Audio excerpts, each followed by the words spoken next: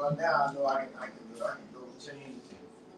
I'm paying for Sprint right now. Not Sprint for T-Mobile. No, well, I can't hear you, bro. I got. Sprint. I'm paying for it already. So I just need to go to Sprint to get me a card. No. Give me a card. I just call them first. So that's why. So they can have everything ready. Ready for me now. Can you hear me? I hear you, Tim. What's up, my brother Jabril? Can you hear us? We can't hear you.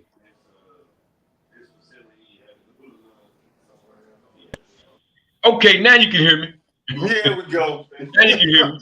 Yeah, man, I was having a little technical difficulty, man. My light done flipped out on me. But anyway, we're going to get through this thing, man. So good evening to you again, my brothers, man. We're here on another edition of the replay where we're still trying to make your day. Again, I'm your host, Jabril Rashad. And these are my co-host brothers, man, Mr. Daryl Alexander the Great, as well as Tim Axon Jackson from Nebraska. Guys, we're talking about the Dallas Mavericks losing game 3, and they're about to do something historical.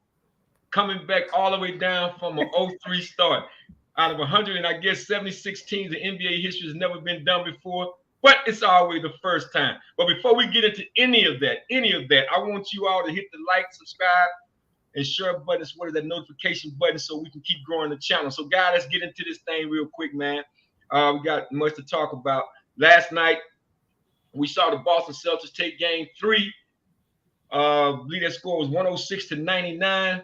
We had our chances again, 2 very, very winnable games. And I was just sick after last night. And DA, I'm going to come to you first in regards to it, because ever since you said whoever win game 2 is going to win the whole thing, man, I think you just jinxed the Mavs, man. I really did, man. I ain't the only one. I ain't the only one. So you're not the only one. So tell me, what did you see, man? I mean, when we made that run, we got down in the third quarter, and honestly, I think everybody will agree that we lost that game in the third quarter without a doubt. We was only down to 1 point. I felt like we should have been up more by halftime, but it just seemed like they went into halftime, man, and took off their sneakers and just, how you just take your sneakers off, man, and you resting your feet and drinking you some Gatorade or whatever it is you're doing. Maybe you start watching, I don't know, some shows at halftime. But the Dallas Mavericks definitely didn't come out and play the third quarter. And again, I think that's where the game was lost at. Yeah, man. I'm an energy person. I'm not. There are millions of people who believe in energy, and I think. It's one of the reasons why I've always said I don't want Luka on my team no matter what. I don't care if he can score 50 a night. His energy is bad. He constantly, offense and defense, mean mugs the officials. Always got something to say on every call, every non-call. He wants to get a whistle every time he goes to the hoop. And it just wears on the officiating to where the whole league is getting tired of him, man. And it's the energy. Even when Kyrie plays bad, his energy is always good. Even when he misses shots, he turned the ball over. It ain't a big deal. He's running back down the court. He's playing defense. Last night, I think not the whole world, but people who believe that this dude was just so good, I think they saw last night where once a defense learns how to play you and they don't go for all of that faking and trying to draw fouls and all, you just gonna become an average player if you ain't careful. And I think that's where the Mavericks, they kind of lost their way because their leader, his energy was just so bad. Like Kyrie was on his game, man. So that should have been enough for Luka to just be quiet and ball.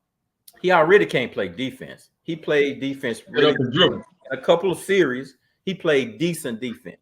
But to be honest, he's the liability. So, and I've been saying that, and nobody will agree with me. But I think last night the whole world saw what I've been seeing from day one. I do not want that dude on my team. His energy is bad. Anybody can score 40 points if they can shoot whenever they want. So I think the problem is he got to get them other dudes involved, man. Stop all that bouncing and pass the ball. Go run through, come off a screen every now and then. You know, I ain't never seen him come off a screen or a double screen. It's just always he's got to be in control. I'm bouncing till if I can't get a shot, then I'm gonna throw a crazy pass. I think he's the issue, man. For last night, I thought he was the issue. The other games, no, not so much. But last night, I just thought he was the issue. Just learn how to kick a man when he's down. Hey man, I'm just saying. He ain't looking for his moment, bro. You see, I had to let him have the floor, man. He's looking for his moment. But TJ, how you want to respond to that? I had to take a swig real quick. Let me give you one too. Because it reminded me of some things. When I played, I remember I played a season in the playoffs. I was injured. I could actually run faster backwards than I could forward. So, and I remember after the season, I remember a guy telling me when we watching film when we was going in, he said, people ain't gonna remember that you was injured. All they gonna remember that you was playing. I said, I couldn't even bend over. I couldn't even bend my back hurt so bad that I couldn't bend my knees. It went down to my legs. So I couldn't bend my knees. I could only run backwards. But I played like Everson Walls. I got my innocent Everson Walls in, and I played off really well because I could read what was going on, because I knew what was going on a lot of times, so I could read the routes. And so I was taking advantage of reading the routes, but one thing I couldn't do, I couldn't play anything man-to-man long deep because I couldn't run, right? So people don't remember that part or a long cross or going across the middle, anything like that. I couldn't trail a guy for a long time because I couldn't run. I was really hurt. I was dragging my left leg. So people forget that when you're playing, all they look at is that, you can't play. Don't remember that actually when you was healthy, because like when I first got hurt, the first series I played in the playoffs, I played excellent. I couldn't do that stuff, but I was still able to manage that pain. But as the playoffs it got worse and worse. As a matter of fact, in the offseason, I was supposed to come back and play against the Washington Redskins and play them. So it's a funny thing about injuries that people forget while you're in the midst of it. They think that's your ability totally. They just totally forget about the things that you're able to do. Like, for instance, Luka rebounds the ball very well. He don't let people jump over the top of him when he's healthy. He rebounds the ball really well. He would have probably been doing about 20 rebounds or 15 rebounds against these smaller teams. That would have controlled the whole game a whole lot more if he was healthy. So, but the key is that once you're there, you got to play.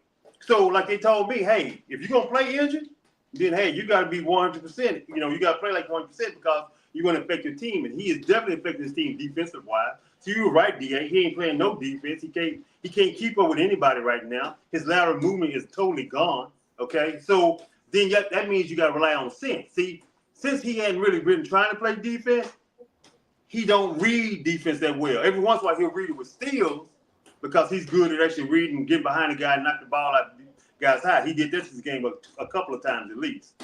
So when you look at that and you take that what you talking about happening in the third quarter, where the guys didn't wake up, they were asleep, they were sleeping at the wheel and was feeling pretty good about themselves, and all of a sudden they turned the ball over. Everybody went cold, including Kyrie and Luka went cold in the third quarter, and all of a sudden Luka had a fight. He fought back to sort of bring the team back, but you said the same problem. As soon as they was getting back, then they was isolating him on defense, and he was giving up everything on defense, right? Then Kyrie woke up and he started to bring his team, but they didn't have enough. They didn't have enough because they didn't do enough in the third quarter. Let me give a quick shout out to our queen, Peaches Alexander. She's back in the house with us this evening, and she just want to know what was the deal on them pink tennis shoes he had on. I hear you, Pete. I don't understand. I've been saying, since the Michael Jordan Bulls era when they went all black sneakers, I don't know what's going on. NBA need to address that, man. Let's get some uniformity. Kyrie got Mexicans on, and they brown. Ain't even the color of the team. Pink sneakers, red sneakers. Pocahontas. I mean, it's just crazy, man. But getting back to the game itself, and this is what my take is. This is what I just saw, man. I got to go with DA on this one, for the simple fact that I understand the injuries. I think at this time of the season, everybody got something that's going a little wrong with them. Perhaps Luka do have a little bit more. And if you take anything away from him as it relates to his defensive play, that's a little bit too much anyway, because we know he's not a great defender.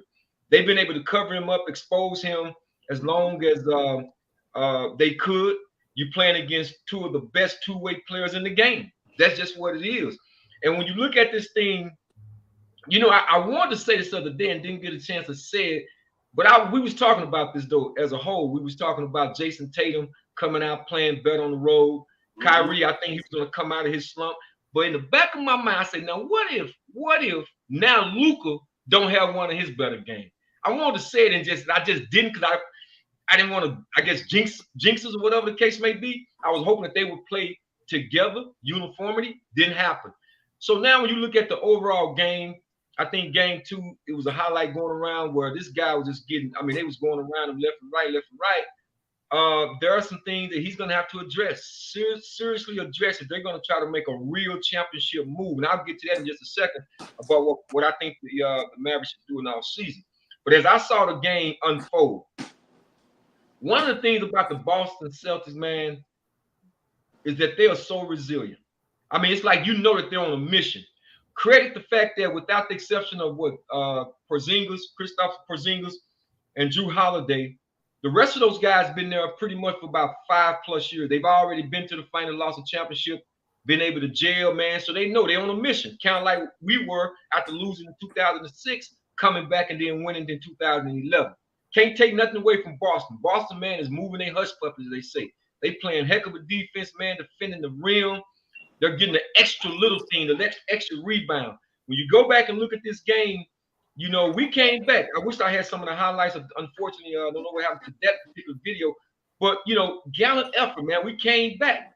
And I texted in the group, I said, Luka fouling out may be a blessing in disguise. Yep. It may be a blessing in disguise. And I really thought that when Kyrie come back down and he hit the shot and cut it to a 1-point deficit, they came back. And I'm just saying, man, when Jrue Holiday went and threw this pass back out to Derrick White, man, with his left hand, I'm like, come on, man. They done brought the little Lucky Charm down from Boston to Dallas with him. Because to make that kind of play, to hit this, I mean, hit him in a spot. He didn't have to go toward his left. He didn't have to go toward his right. The man caught the ball on the spot, pulled up with the 3 bucket. And I'm like, and then they come back. I think Kyrie went to Derrick Live on the dunk. But then Jaylen Brown come back. He got Tim Hardaway Jr. on him.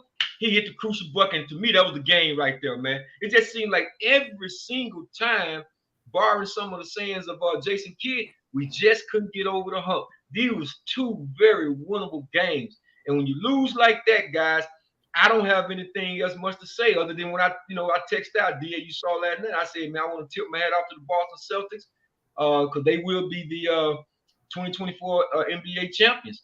I'm just hoping we can at least save face and win 1 game, guys. Because if we get swept, it's gonna be a long summer for a dude like me. It's gonna be a long summer for a dude like me. So, guys, let me ask you though, DA, because I alluded to this last night, and we're gonna talk about this in terms of the future for the Dallas Mavericks. What do you think needs to happen as they move forward?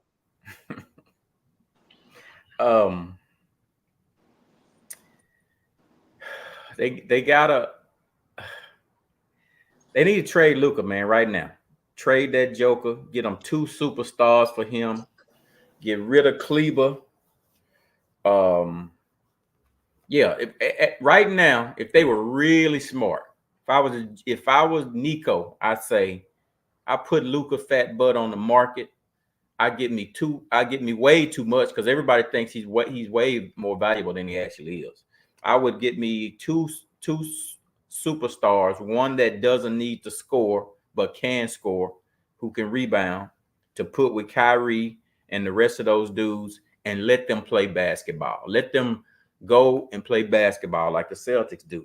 Whether it's just go to the hoop without trying to back up into somebody and get a layup and bump them, and go to the hoop and get a bucket. Stop all of that Euro playing. That ain't working. It's the finals. That crap ain't working. All of that slow playing and let me bump, let me head fake. Boston ain't going for that. He get down there usually every game that he head fake and everybody fly. He bump them and he try. Man, they playing basketball in Boston. They already know when Luka come down, he gonna give you a head fake. He gonna do this. He gonna jump backwards. Let that joker do all that. Let him go somewhere else and kill their offense. Get you 2 more superstars right now off of that joker and win you a championship next year. That's my opinion. TJ, what's your spin on it? Let me get back. Go ahead, Jabril. Let me let you Okay. go on this one. All right, well, I'm gonna say it like this. I'm gonna go ahead and say what really haven't been said, but they kind of, I'm trying to remember, they've been alluding to it like this. Oh, this is what I get, DATJ. They've identified Luka as the target. Bottom line, to me, this is what this basically boils down to. And I'm gonna say it. Jaylen Brown and Jason Tatum is saying this white boy ain't finna beat us. That's basically what they done said. I think Jaylen Brown took it real personal when he left him off that first team, all NBA team, defense, whatever, you know. And when you come into a game like that, they listen to the chatter. They hear the noise. They reading the clippings. They listen to all of the sports channels and all of that. So his pride is on the line. So he done studied this dude, man. He done studied Luka, man. You can see just how he played. And as soon as they put him on him, it's head down, I'm going forward. I'm crossing him up every chance I get. Man, we know that, DA. We've been in them gyms, man. We know when it's personal. We know when I'm targeting you. I'll never forget, tell you a story. I'm up in Sacramento. This is when Spud was with the Sacramento Kings. And I couldn't wait till they played the Golden State Warriors at the time because my boy Tim Hardaway Sr. was playing with Golden State. All this time, I couldn't wait because I used to burn him in college. I used to be like, man, when you get to the NBA, man, my boy Ricky Grace gonna do you. My boy Mookie Blake gonna. I used to mess with him all the time, right? And of course, Spud. So now I get a chance to see it. I'm in the tunnel when he come out. He sees me. We dap up the whole 9 yards. But what was funny about that? Bobby Hurley was playing for coach. I forget his name, Saint something at the time. And I remember because I was right there behind the benches. And I remember him telling Saint when he put Bobby Hurley on, he said, "I'm gonna kill that boy." I mean, he told him just like that. He took it personal because Bobby Hurley probably had all these, these accolades coming out of Duke. And Tim took that personal, just like he did when he left UTEP playing in all those All-Star games. Every All-Star game he played in, he won because he took it personal. Now, fast forward to last night. When you see a guy like Jaylen Brown, and he knows he's one of the top, NBA players, and then he don't get the credit, and everybody's talking about this is Jason Tatum's team, you a $300 million guy, you don't think he's sitting there taking that personally? So, yes, I'm saying what any kid that grew up on the blacktop, putting that white ball on me, I'm taking it personal. They can say how they want to say, Euro, Luka, and I'm not, Luka is something, he's something to deal with offensively. But what happens when he got to play defense? It just comes down to mono against a mono. That's all it really comes down to. The same thing with Kyrie Irving. That came down to, okay, he heard the whispers. Oh, Drew Holiday got off. He's doing this. He's doing that. They taking that personal. He said, okay, I'm going to bust this you-know-what in game 3. So he comes out. He scored 35. But Jaylen Brown, man, every time they identify Luka, they go right at him. They go right at him, man. And you can't blame Boston, man. So TJ, I'll come to you now, man. Get your take on it. Well, just to think, when they lost that game the other day, and Luka's actually his stats have been good offensively the whole series, actually. So it ain't his offense. Nobody's really going against him on his offense. The offense is really well. As a matter of fact, it would be even better if he could jump. And he don't jump that often. He jumps every once in a while and his knees hurt. You can see it. You can see in the game if you pay attention to him. When he lands, all of a sudden he's limping down the court when he jumps too much. So he don't want to jump that often because all of a sudden he's a little bit slower. And so defensively, when you hamper like this, and we've kind of discussed this already, he's hampered. But the reason they lost the game, Tim Hardaway didn't make a jump shot. He ain't made a jump shot in his whole series. So they put him in there so he can get hot. Jaden came in there, the young Jaden. He came in. He drove the ball. He got his shot blocked, and then he turned the ball over. what's his name? Josh Green came in. He hit one jumper. That was early in the first half, and he didn't hit any shots in the second half. All the role plays, Cleveland played like trash. He didn't play well. He didn't even play defense well this particular game, but they didn't put him on nobody to cover defense. But he actually let back door, and he didn't get out to the three-pointer. So the guys started letting him hit three-pointers because they didn't get out to the three-pointer. They played like trash in the third quarter. It was the whole entire team. And the people that Luka passed the ball to did not make a shot. And so and none of those guys could drive into the middle to collapse the defense at all. And none of them are making any floaters in this whole series. So all the role players are playing like trash in this particular series. And the reason why is because Boston is sticking to them on defense. They're not trying to double team that often. The only time they double team sometimes is when Luka gets to the paint. But that's because a big man is rolled into because the big man is rolled into the paint trying to help Luka. So then there's two men, and then the big man is not taking advantage of. If Luka passes the ball, they can't even make a simple little floater jump shot right there in the paint. So we got big men that can't make the ball, can't make shots in the paint. So he has no outlet. Nobody has an outlet. When Kyrie drives in, the same thing. He has no outlet. So he's making tough shots, trying to shoot over a real long length. And he's having a hard time making those shots unless he can create the right angle, right? So the offense is actually collapsing, not playing as well because Boston is playing really good one-on-one defense and they're not collapsing to double team. So Dallas needs a wing, because they got enough from the point guard position. They need a wing that actually can drive and take his own shot a little bit better than PJ. Because PJ, okay, but he's not good enough. So they need somebody like the guy that's actually playing for Indiana right now, who plays, don't really need the ball, but can score when he needs to. One that came from Toronto. Y'all know what I'm talking about? Siakam. Yeah, Siakam. Yeah. So they need somebody like Siakam. They add Siakam to the team, the whole team changes. Just one guy, Siakam, would change their whole team because he can play both power forward and small forward. Never like him and PJ to interact. All they need is one guy, and they would be okay next year. Well, you know, a lot of people said, made a lot about, Luka fouling out. If there was a call, if it wasn't a call. I know the first call they should have challenged when he got foul number 5 because he got an entanglement with Jaylen Brown because it seemed like Jaylen Brown actually did hook him on that particular play. But the other play, that was just a good call. But fouling out of the game, man, I mean, you talking about consecutive fouls. Why? See, this is when you're not playing smart basketball. Why would you foul in an open court like that anyway when he was just I mean, you just got to take your loss on that if he goes by you. He been blowing by you. So take your loss because you in the game. You right there. You right on the cusp of winning that game. But let's hear what he have to say about the referee on that call.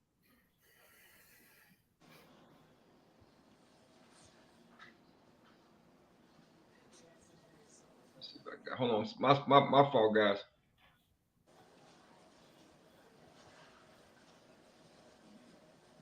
Let's see if we can't get him over. Get the voice mic on.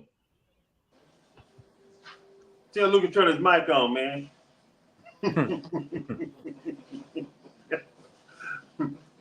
Tip.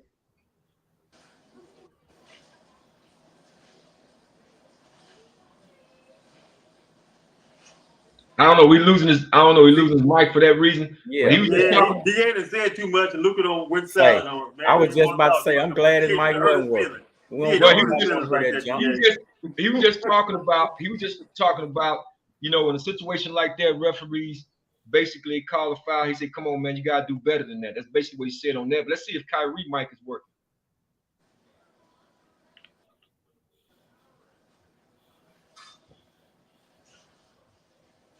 I guess we have a little difficulty with that too on this mic. But anyway, man, Kyrie was just talking about, him fouling out, him having consecutive fouls. He felt like those calls was critical and that they shouldn't have actually made that call. But the referees have a job to do as well. I just don't think it came down to Luka fouling out. Actually, again, I thought it was going to be a blessing in disguise. Luka just he's like DA said earlier, he's just a liability, man. They lost that game in the third quarter. How do you come out of halftime? How do you come out of halftime and play that bad and you at home? Again, I don't know what them guys went in the locker room was thinking. You was only up 1 point, and then Boston go on like a 10-11 run. And then I think we text out this DA in the group when Dallas did make their run. Jason Kidd, now he gave his reason why he called that timeout. What did he say?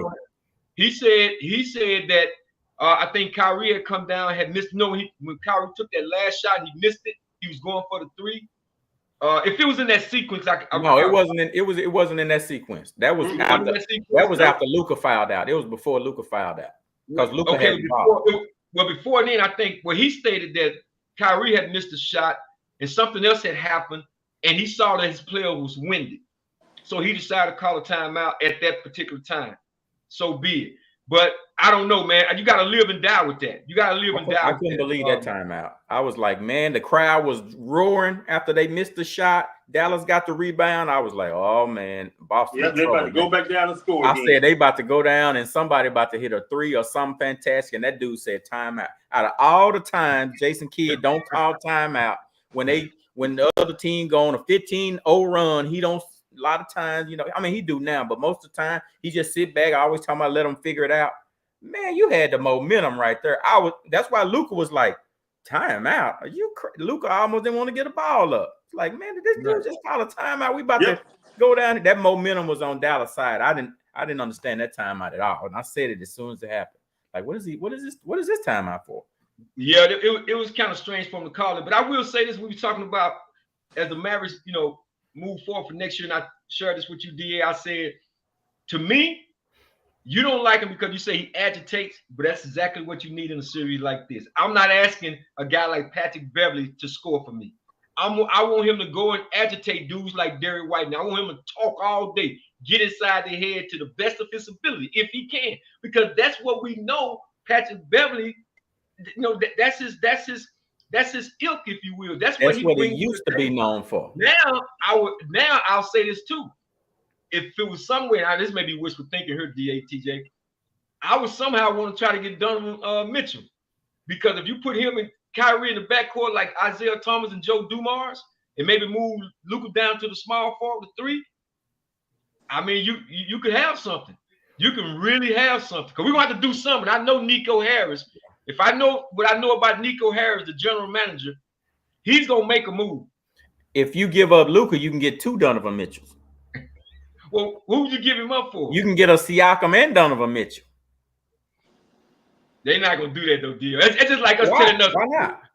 Well, because it's almost to the extent like we telling Jerry Jones to sell the Dallas Cowboys. Or why won't he give up the GM dude? It's just wishful thinking, man. I already know. You and I both know they're not gonna give up Luka. So if we ain't gonna give him up.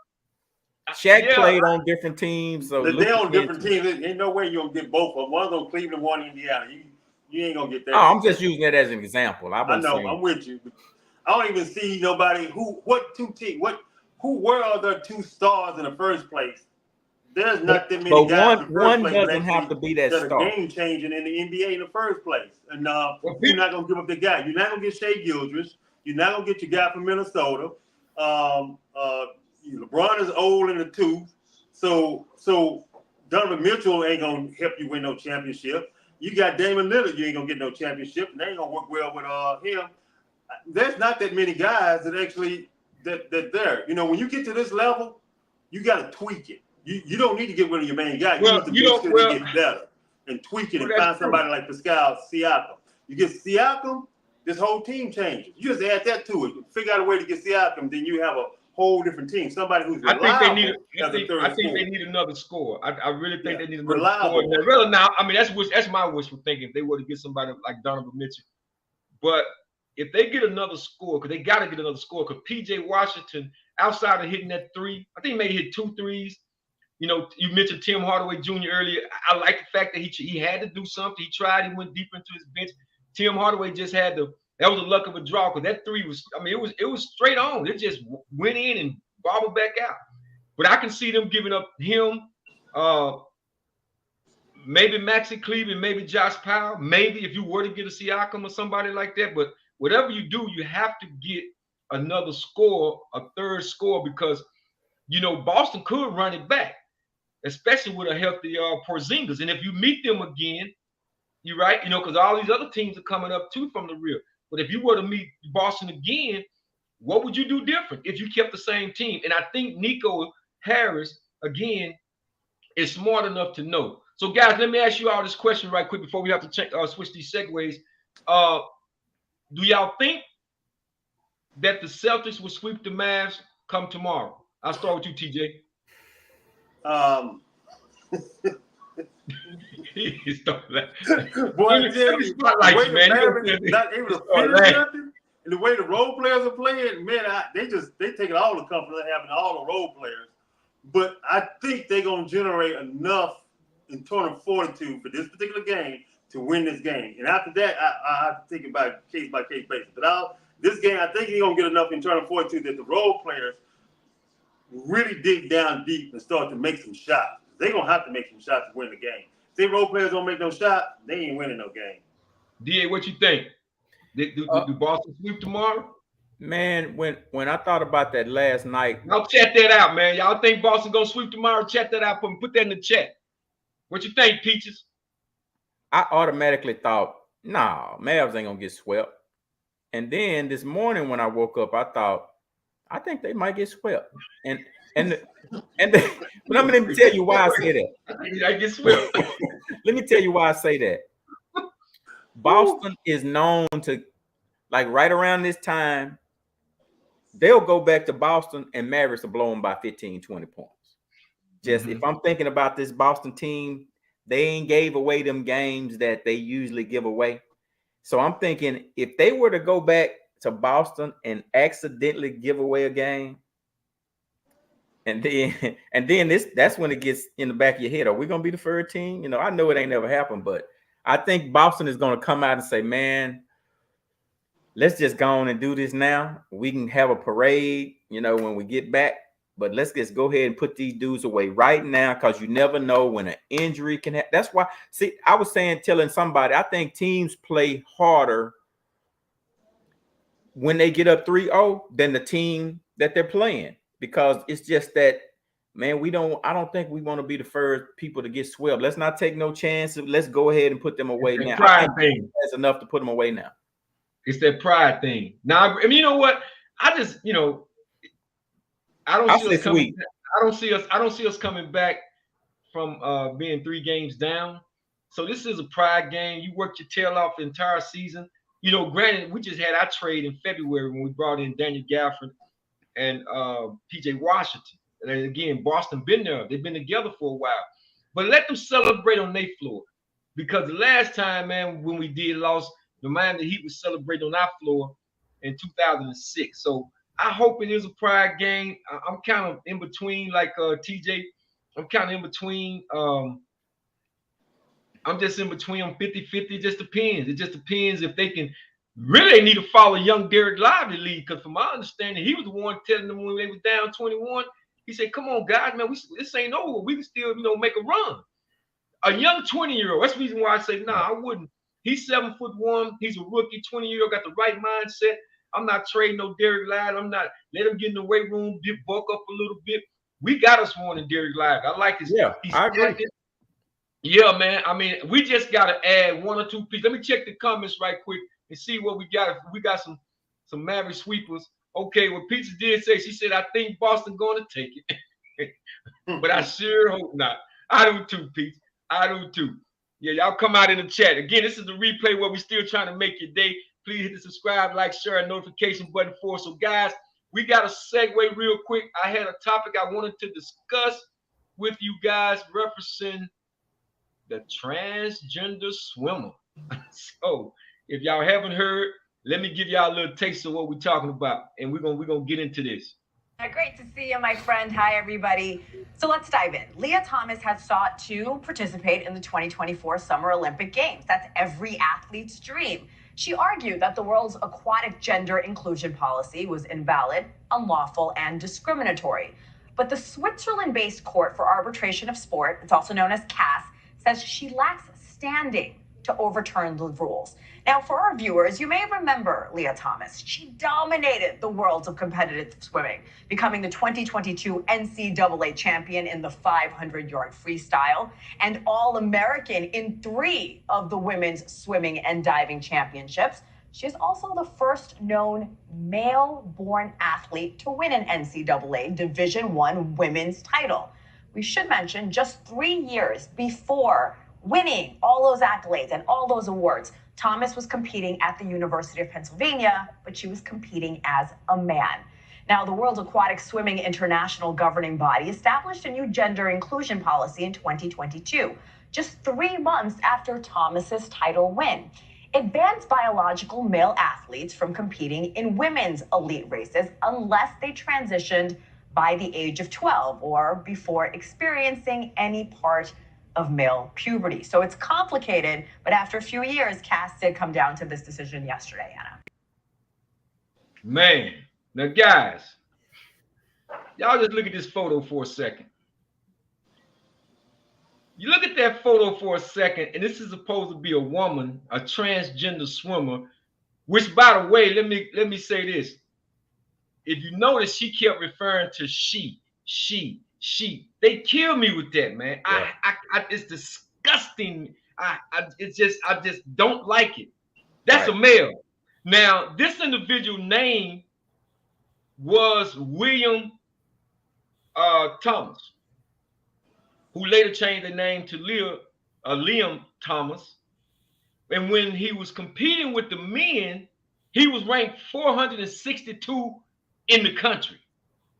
Get that for a second. 462 just in this country. So imagine you going out for the Olympics, right? And you got to compete with the world. You 462 in this country. But when he jumped over there and won a race against women as a transgender, he moved up, shot up to number 1. I wonder why.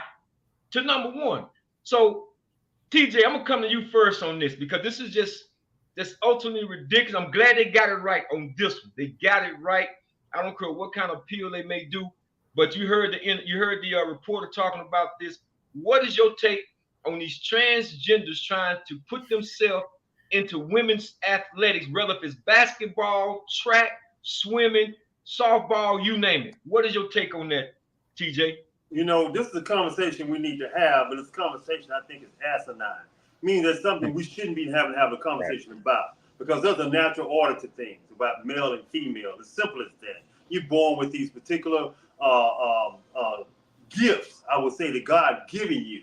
And actually, it's the male hormones and the female hormones, which keep it separate. There's a natural order how we should combine together. We're here to procreate with each other. We are here to uplift each other. We're not here to compete each other and say, especially that we're made the same. We're not the same. We're totally different people. We're made different. We actually should be treated in the way that we actually was born. And so there's no reason why there should be that. You know, I'm looking at this stuff and I'm like, man, you got the Miss Maryland, who's also a transgender, one Miss Maryland. And so there's women out here that are cheering for this and they being replaced. You better wake up, women, because you're being replaced. Next is going to be AI and robotics. Quit letting them include all kind of things that exclude you. They're going to exclude you totally off the map. That's what they're going to do. So quit buying into this inclusion thing, think it's going to benefit you when it actually is against you. You got to see the big picture. Don't buy into this. I mean, they're doing so much using this feminism brand to actually include women and make women feel, oh yeah, inclusion. Then when it really is a systematic way of actually ridding you of your rights. So taking away women. So now if you talk about Miss Maryland, for an example, she Miss Maryland, transgender. You got the swim is trying to win this as well too. So you being replaced. Women, wake up. It's on you. Wake up. We got you. We got you. Just wake up. I got it. DA, what you got?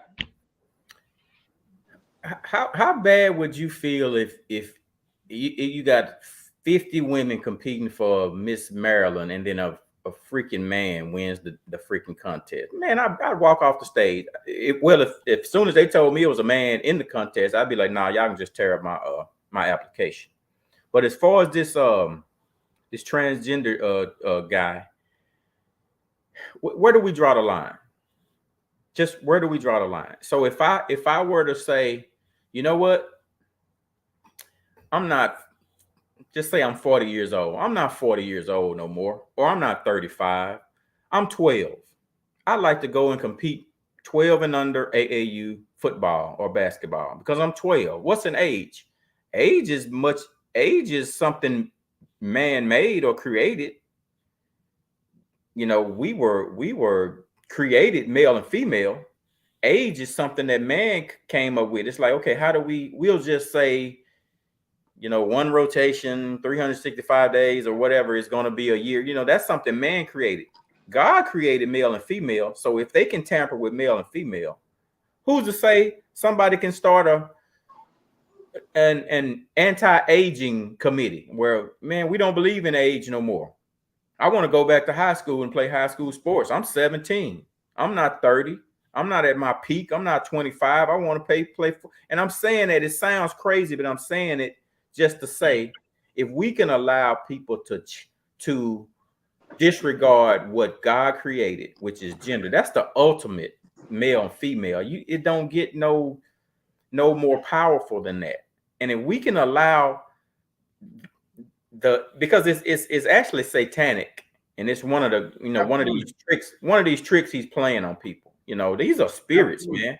These are all spirits. And if we can allow that, where do we draw the line? You got people trying to make pedophilia legal because you know what I'm saying? You just gotta stick to your guns on something, and we just haven't done that. Well, it's one of those things, man, when you start, you know, getting to the scripture part of this, it just has to do with the request, as we like to say in Islam, the request of what Shaitan or Satan made to God, that if he granted him respite or respite, as they say, delay, he will wait on the front, the back, the right, and the left, and what's above and beneath them, to assault this man that you created over me on all sides. I'm going to place in him a false nature. So he's defacing the nature. What you're talking about, the original nature that God created us from the most excellent mode. Satan's plan is to deface that. So now he got these retarded people. Like I heard this one lady, Jillian Michael. I'm putting her name out there. You can pull her up on YouTube, Jillian Michael. Now she done switched over to the LGBTQ community because she's lesbian now, but she got a 14-year-old son. On one hand, DA, she's against the pedophilia stuff that's coming out, talking about you got a gay guy who can actually try to potentially molest her 12 or 14-year-old son, right? But then look at your lifestyle. Then right out of her mouth, she turns around and then she says, if her child came to her saying that he feels it's all the feeling. I feel like this. I feel these qualities. Then she say she was sitting down and then have a conversation about, how are you feeling this way, or what, not to really aid and abet with her son, not to try to, to move him in the right direction. So she's a walking contradiction. And it's individuals such as her, man, that really, really, really continue to facilitate this evil plan or this evil scheme designed by the open avowed enemy to all of us, which is Satan. Whether if you say Satan or Shaitan or Lucifer or Iblis, we're talking about the same entity. The same entity. And until God's people, those who truly stand with God, start pushing that narrative back. Because again, what's my favorite saying, one of them, TJ? In order for evil to prevail, good people do nothing. So if you stand on the sideline and want to be politically correct as opposed to being God correct, then that's on you. Because we all do have to stand before God, and He's going to ask us, what did we do? Did we help facilitate it? Did we make it comfortable to them? Or were we caught up in the politics? So it's a lot of layers to this, But I wanted to speak about this because I agree with DA 100%. Individuals such as this, and I'm gonna say William character, this man who wants to go and be with the women. First of all, that whole ideology is all wrong. So it tells me right there, you don't have no morals, no conduct. This ain't a God thing. It's definitely an evil thing. Because why would you want to defame any one of those women or prevent them from getting gold, from working hard, in their competition? Why would you want to do that? Why? I don't understand it, but I do understand it. So I had to bring this up. And if y'all want to say anything, you got to get ready to go to the next segment. But if y'all want to say something real quick and closing this segment out on that, by all means, feel free to do so. No, just natural order. There's a natural order to life. God created that, and God created natural orders to things. And so we need to follow that. It's real simple. I don't care what religion you're in or what your spiritual belief. It's real simple. It's a natural order thing. Life shows you natural order all the time. Understand it. Yep. I agree. Well, guys, I'm glad they made the decision on that. They got it right. Hopefully, man, it will stand. I believe that it will, because they're just not going to be embarrassed on the national scene. I guess it was okay when they was doing it, in-house or domestically speaking. But now you're talking about the Olympics. I don't think U.S. is ready for that pushback, because you're going to have more world leaders and sports people, man, that's talking about this, and that is the right thing to do.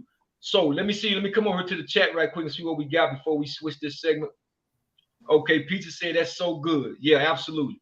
So guys, I'm finna get ready to switch it up right quick. So we got to talk about this, because we have not spoken about it. It's been out there for a second. We got to talk about my boy CeeDee Lamb. Where's my extension, Jerry? Okay. Seems like everybody's getting paid, the wide receivers that is, except for CeeDee Lamb. And we want to know why. And before we get into CeeDee Lamb, dive into that, let me see if I got what I'm looking for on these comparisons. Let's see. I don't think I got my stats up, guys. But basically, there was a great comparison between CeeDee Lamb and Justin Jefferson, who got his money, signed a big contract. And when you look at, hold on, I think this is it right here. Let me pull it up. I hope it ain't small enough. Okay, look at this, guys. On the left side, you have Justin Jefferson. On the right side, you have CeeDee Lamb. The season that they played, 4 years, all pros, 3-2, so they're pretty much close in that proximity. Pro Bowls, they got 3 apiece. Catches, Justin Jefferson got 392. CeeDee Lamb got 395. Yards, Justin Jefferson has 5,899. Of course, CeeDee Lamb had 5,145. So that goes to Justin. Then you get into the touchdown total. CeeDee Lamb with 35, Justin Jefferson with 31. So you're talking about the numbers are right there. They're so very close. But before we get to talk about this, let's just take a look at some of the things that CeeDee Lamb does.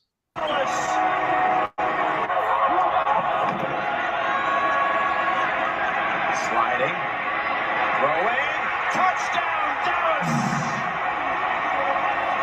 CeeDee Lamb. Second and goal. Dalton looking end zone. He throws. What a catch! CeeDee Lamb for a Cowboys touchdown.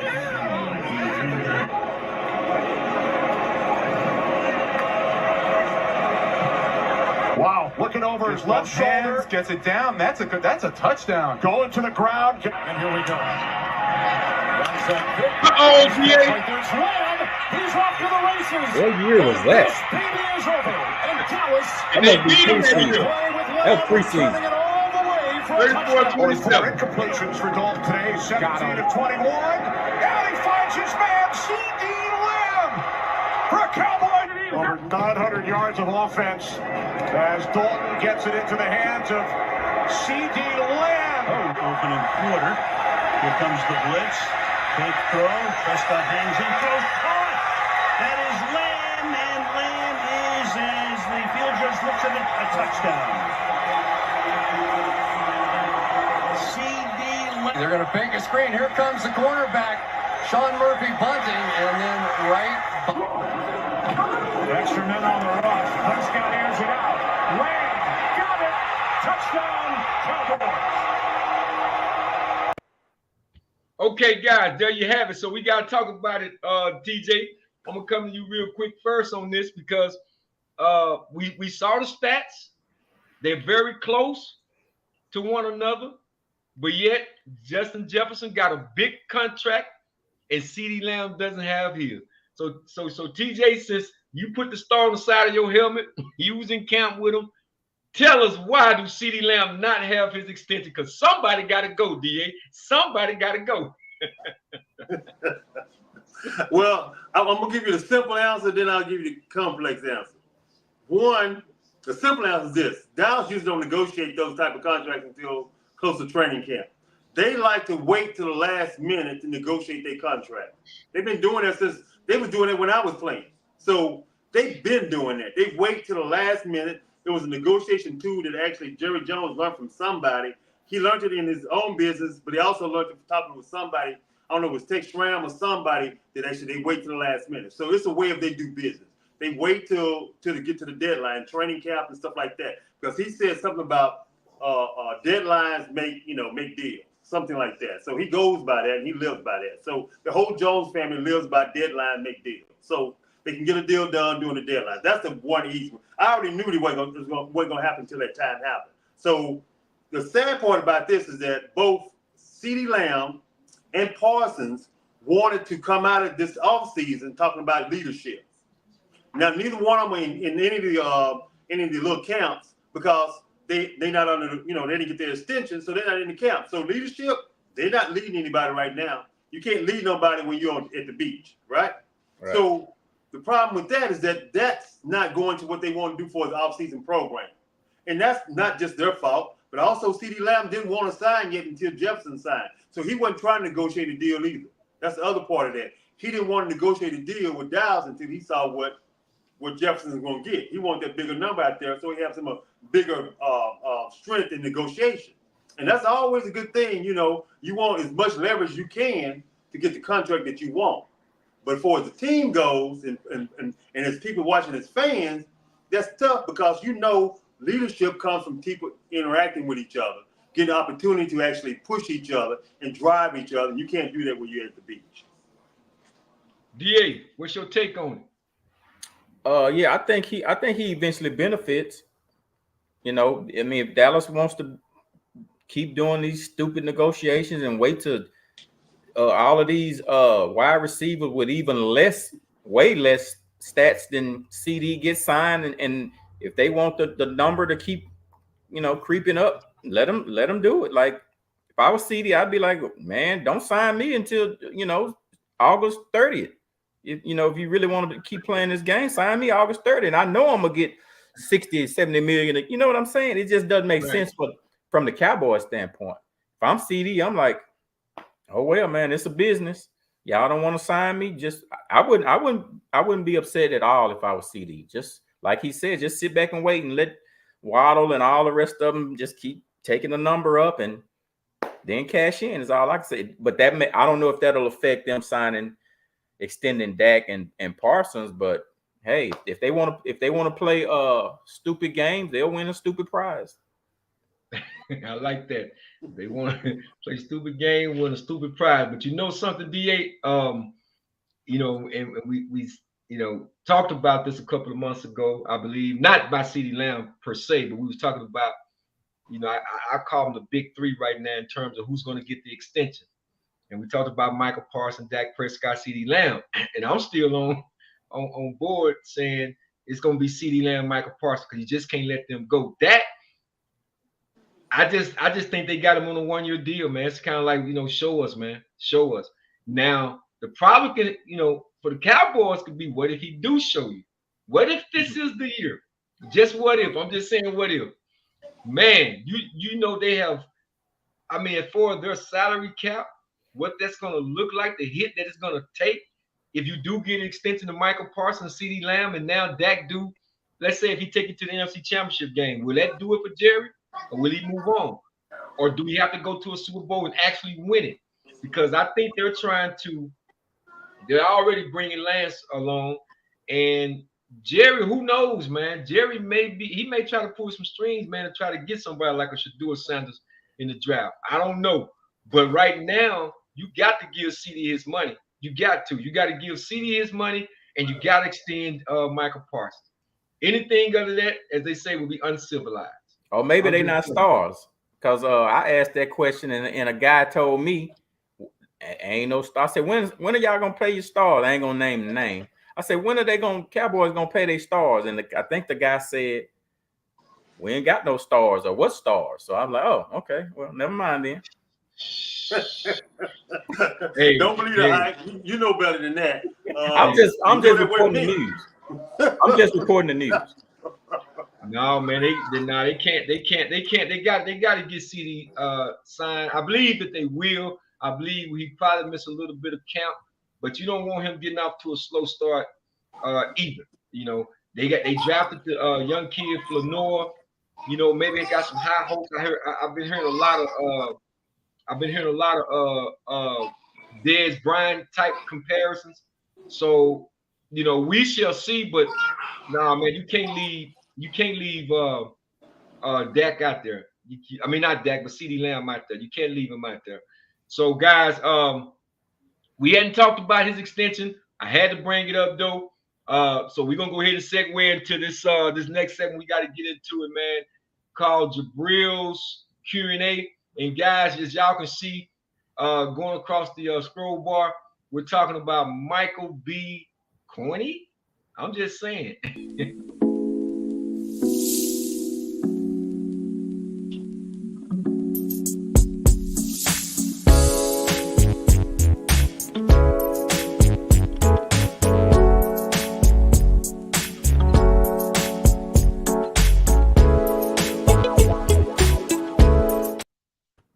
Okay, so guys, this happened a while back, but I saw it and I wanted to bring it up on the show just to get you guys' take on this.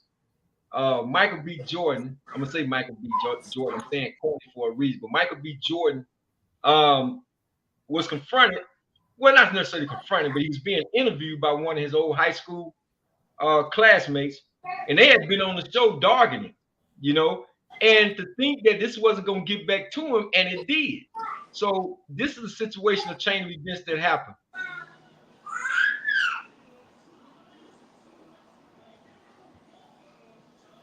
Oh my goodness. I don't know what's up with the sound. Let me see if I can.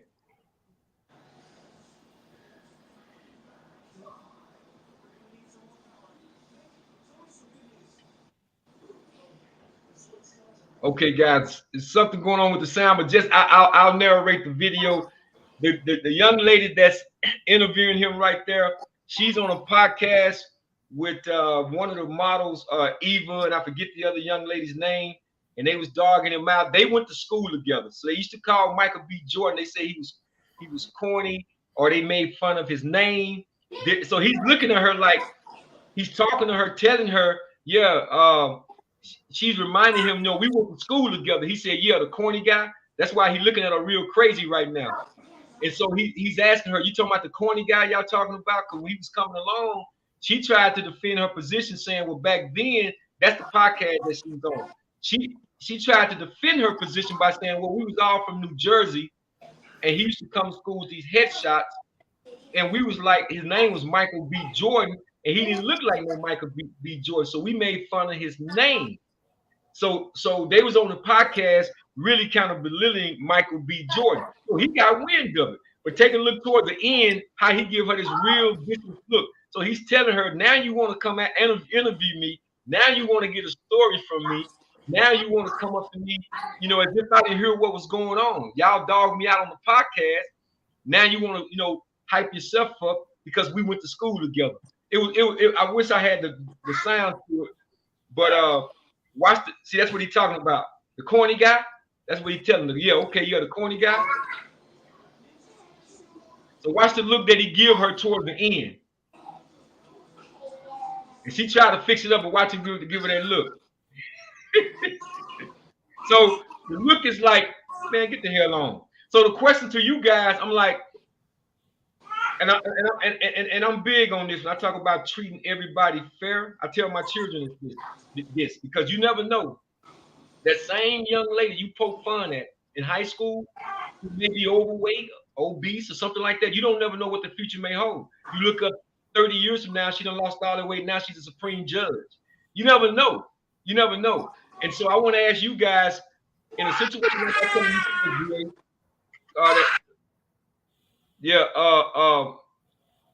in a situation like this, DA, what is your take on it when someone, pretty much like a bully, if you want to call it, want to dog you out way back in school, and now you're the hottest thing or one of the hottest things in Hollywood. Now they want to run up to you and make like they've been knowing you, like y'all had this great relationship over the years. What would be your take on something like that, DA?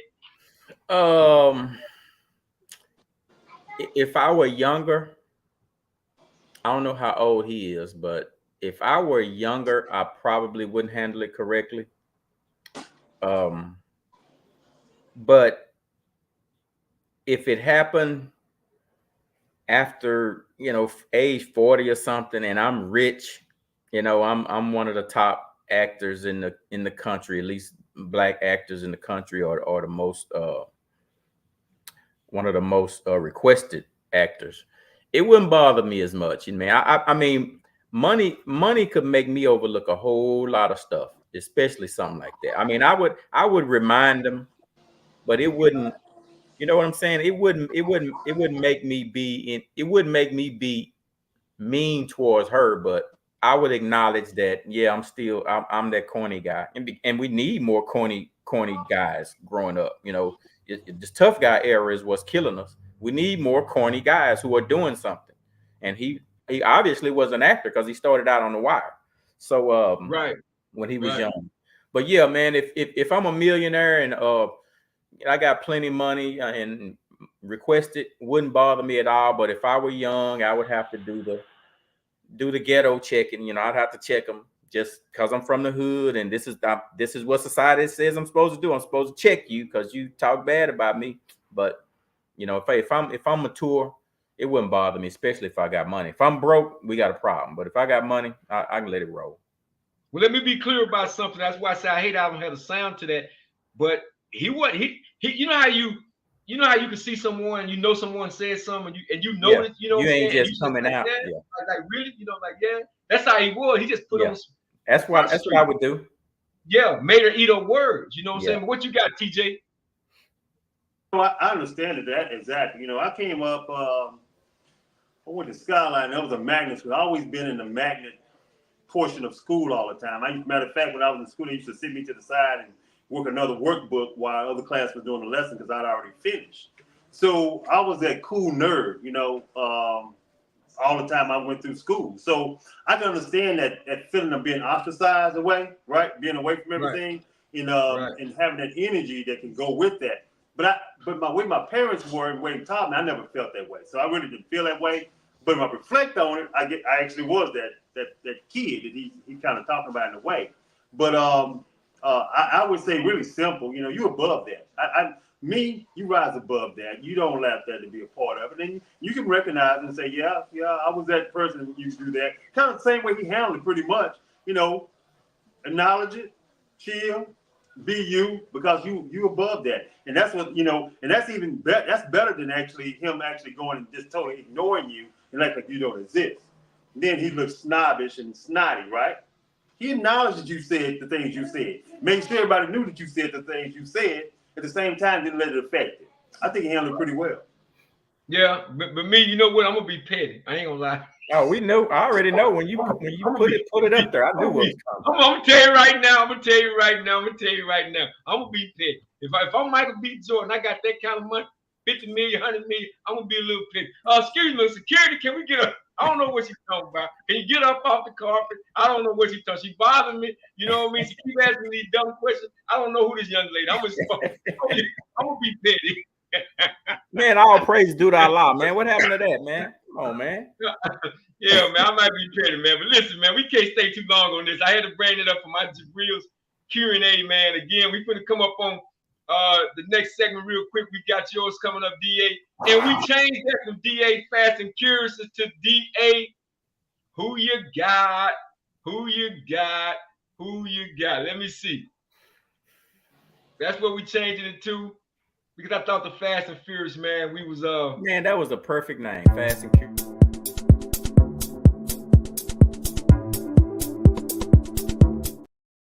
All right, DA, who you got? Who you got? Jason Tatum or Jaylen Brown? Jaylen Brown. Jaylen Brown. Doomsday or Steel Crush? Steel Curry. Doomsday. Woo, man, I gotta say Steel Crush, man. But I was a Doomsday fan. Steel Curry. You thinking about the Denver Broncos Orange Crush? This is Steel Curry. I mean Steel Curtain. I meant Steel Curtain. There you go. I understand. See, I understand. That's why you said it that way, because it's confusing. That's why it's Doomsday. All right. Ricky Henderson or Mookie Betts? Ricky Henderson. Ricky Henderson. Mookie Betts. 50 Cent or Eminem? Eminem. Total everything. You just talking straight lyrics? I ain't talking I'm everything. 50 Cent. I just threw it out there. Everything 50 Cent. Movies, well, if you ain't saying nothing, I gotta take 50 Cent then. Okay, take them. You got your own reasons for selecting what I'm saying. 50 Cent because his production aspirations. Yeah, I'm say business wise. Yeah, business. Hockey game or horse race? Horse race for me. Absolutely horse race. Horse racing. Horse race, even though I heard hockey games are off the chain. Documentary, Malcolm X or American Gangster? Movie. Malcolm X. Malcolm X. Sliced brisket or chopped brisket? Chop. Chop for me. Yeah, I like chop. I love slice. I don't like the chopped up brisket. Every time I get chopped brisket, I want to make a hamburger. Horse race. I remember I'd rather make a hamburger. Wagon wheel trots. Thunder or lightning? Lightning. Thunder. I go thunder. That lightning scary. That lightning might get you, baby. Man, I almost got hit the other day. I felt the ground rumble. I was like, oh my goodness, I gotta go. I feel like lightning. The way I move and make things happen, lightning. Okay. Facebook or Instagram? Facebook. Facebook, because we old. Because everybody say Instagram now. Caitlin Clark or Angel Reese? Angel Reese. That's what I like. Caitlin Clark. Long run, Caitlin Clark. All right, I'm gonna ask y'all this again. Luka or SGA? Luka. SGA. Okay. All right, this is it. Back doors with that. If he gonna cheat over me, why I tell you the truth? Here's the finale, man. Now it's time for us to do our Mavericks draft. Each of y'all get one player till we get to 3. Ready, Jabril? You start. This is the Dallas Maverick draft. Any player that's ever played with the Mavericks, you get to pick 3. Start your franchise. Go, Jabril. Anyone play the Dallas Mavericks? Yes. Tim draft second. I draft third. Okay, Dirk Nowitzki, Mark Aguirre. No, stop. This is a draft. Who you got, Tim? You got Dirk. Who you got, Tim? Dirk Nowitzki. I got Dirk. Ooh, we going like that? Yep. Jason Kidd. I'm gonna go with Steve Nash. Second round, Jabril. Mark Aguirre. All right. So now I can go Dirk? Yes, you can go Dirk. I knew y'all were gonna take that. I'll take I'll go with Roy Tarpley. Yeah, man, I thought about Roy. I see last round. I don't pick the third, but I ain't gonna do it though. Last round, Jabril. Dirk Harper. Tim. Mark Aguirre. Mm-hmm. Oh man, I'll take Ube Blau. I go with Sam Perkins since y'all got everybody. I go with Sam Perkins. Oh my goodness. I got Sam Perkins, Steve Nash, and Tarpley. Okay, let's get Peaches right quick. Because Peaches says she taking Irvin. Oh, you know what? That ain't. Man, I forgot. I'm tripping. Oh, Peaches. Oh, she got us. I forgot. She got us. Oh, she got Irvin. I forgot about Kyrie. Oh my goodness. Kyrie, Kyrie off any day. I'm tripping. I am tripping. I'm tripping. I gotta change mine. Kyrie. But she has Irvin, draft Kyrie, over, Irvin, bro. Dirk, and Steve. You got to trade for Kyrie. Jabril, you got to trade for Kyrie. The draft is over. I like mine. I got Jason, Dirk, and Mark Aguirre. Yeah, that ain't bad. That's cold. Yeah.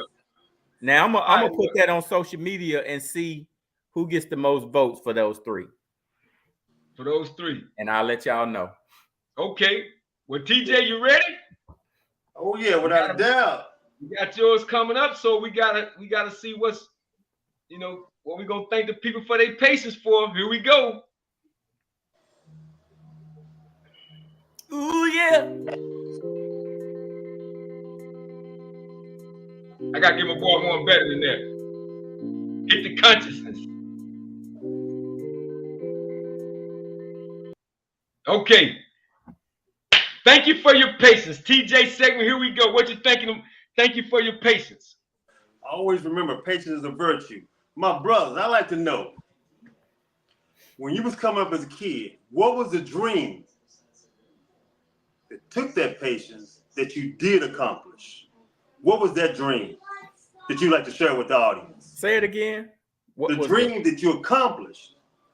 It took patience, but you accomplished it that you had as a kid that you accomplished all the way through adulthood. Whatever time period it happened, tell us about that dream and why did it take patience. Yeah, you want to go? You want to crack at this first? I can crack it. Man, I would say that would have to be the degree that I finally received. It took patience because it was a business management degree, and it took patience because coming out of high school, and this ain't I'll just say my high school didn't prepare me for college as well as they should. I think. I'll just say that. But did you play a lot? No, I was good, man. But I just realized because I always had A's, man. I had a B. If I had a B, I had to explain it. If my old man saw it, I had to explain like how you get B. Like what? Right, Some you can't learn. He was one of them kind of dudes where a B had to be explained. So, but it's just that when I got to college, it just seemed like I was in a foreign land. It's like I was in a Chinese arithmetic class. Like I couldn't, they would taking notes and we didn't really do that, in high school. We would when you get to college, it's like, okay, you can come if you want to. You don't have to. And I was like, man, I don't have to go every day and checking no roll. I was like, man, I'm finna go shoot some basketball, that kind of stuff. What college did you attend? Huh? What college did you attend? It was UTA. UTA, okay. Yeah, so I wasn't prepared. I'm like, man, I can, they ain't taking roll. I ain't got to come in here every day or 3 times a week. So I was taking shortcuts, and once them exams came out, it was like I was looking at a lot of them tests. Like, what is this? Like, where did this come from? It was like this the stuff they were talking about when you was in there shooting basketball. So it didn't start off so well. Right, so, I had to. I had to take the long way. It was already bad because I wasn't on campus.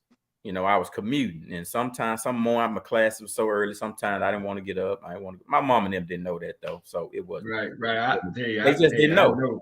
So it took. I had to go the long route. I had to end up going in corporate, becoming manager, supervisor, to get that tuition reimbursement. To say, man, here's my opportunity to go on and do this right. So I ended up going through the career route to get the education. So I got the career first, then the education, but it took some patience. So there you have it. Well, I'm gonna try to make mine quick. I would say my dream was going to college. The patience of having to get there. You go through 4 years of high school and just being recruited. You're getting these different offers. You're trying to make up your mind which college you want to go. Fortunately for me, man, I was blessed to have an athletic talent to where I didn't have to pay for my college, but just getting there. But then you get there, and then you don't realize that the same recruiter recruited you done told everybody else probably the same thing. So now everybody done ascended, and you got to start all over again, trying to get to that first string position. And when you come from, basically in my situation, coming from elementary to junior high, even high school, you used to being in that starting lineup, and it wasn't like that when I first got to the University of Texas El Paso, UTEP. But I knew that I would get there because it was, guys, we grew up in the neighborhood, the Dexter Dabneys, man. I can go down the list, the host of guys, man, the Wilford Sasters, those guys, man, they ask you, what's going on, you know, where you at, what you're doing. And so you wanna make that community that birthed you, man, proud. So it was definitely, it took patience. I was almost becoming impatient, but some of it was because of decisions or choices that I made. But once I was able to grow up a little bit mentally, things started to look up. And before you knew it, man, not only did I crack the starting lineup, but I became an all-conference first and second team player in the Western Athletic Conference. And then I got my trial with the New York Giants in 1990. So it was all good just getting there, TJ. Oh man, I love you guys' story. You kind of remind me of. I remember the first, my first dream I was thinking of. Actually, I wanted to be a race car driver. When I was a kid watching speed racing, and then it switched and I learned about football and all that kind of stuff. And so then I knew I would be an NFL player. And that journey, you know, could be difficult. Actually, I remember junior high school. Nobody knew I was. I was running the ball. I was a running back. I dreamed really to be a running back from the beginning. And I remember running the ball, and I had 3 carries, and I ran all 3 of them for touchdowns.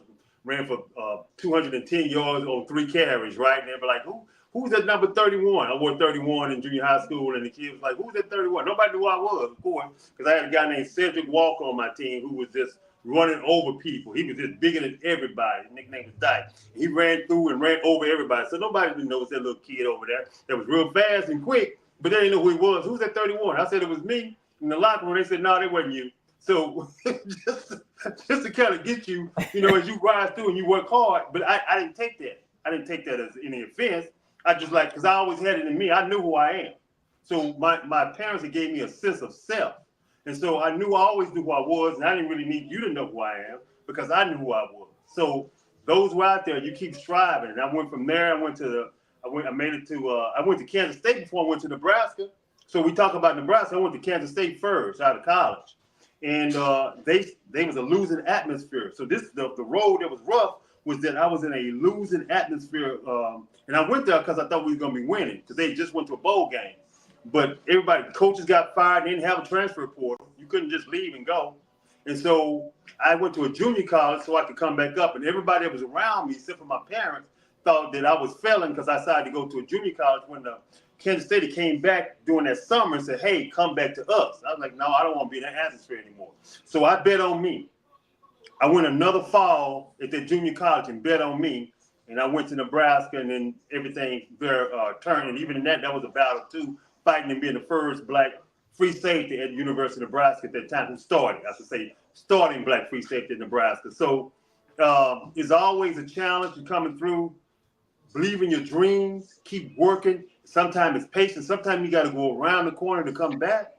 As you can see, each one of us had trials and tribulations on a journey. We didn't even get that deep into it because we only have so much time. So That's a quick version of everything that we just did. And we want to thank you guys for tuning in with us. And man, believe in your dreams.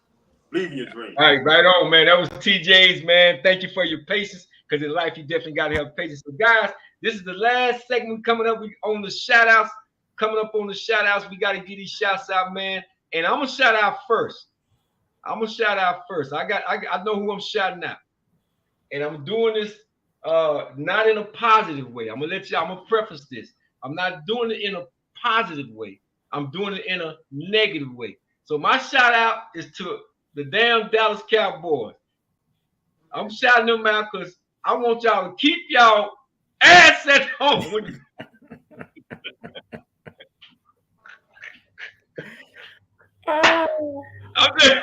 I want the Dallas Mavericks. The Dallas Cowboys next season when the Dallas Mavericks are playing. I want y'all to keep y'all jinxing behind at home. Can you do that for me?